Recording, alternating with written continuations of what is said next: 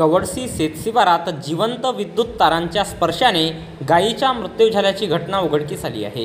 या घटनेत पशुपालकाचे मोठे नुकसान झाले आहे। भंडारा तालुक्यातील मौजा कवडसी येथील शेतशिवारात जिवंत विद्युत तार तुटले असता त्या तारेचा स्पर्श होऊन गाय मृत्युमुखी पडल्याची घटना दिनांक 16 मे रोजी सायंकाळी 5 वाजता दरम्यान घडली आहे। मौजा कवडसी येथील पशुपालक रामचंद्र वनवे यांच्या स्वतःच्या मालकीची गाय शेतशिवारात चरण्याकरिता गेली असता कृष्णा वनवे यांच्या शेताजवळ जिवंत विद्युत तार तुटलेली होती। त्या तारेला स्पर्श होऊन त्या गायीचा मृत्यू झाला। त्यामुळे सदर पशुपालकाचे जवळपास 50,000 रुपयांचे नुकसान झाले आहे।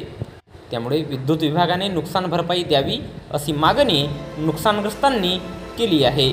यावेळी जिल्हा परिषद सदस्य प्रेमभाऊ वनवे, महाराष्ट्र राज्य वीज वितरण कंपनी महामंडळाचे कर्मचारी आणि शहापूर येथील पशुवैद्यकीय अधिकारी उपस्थित होते।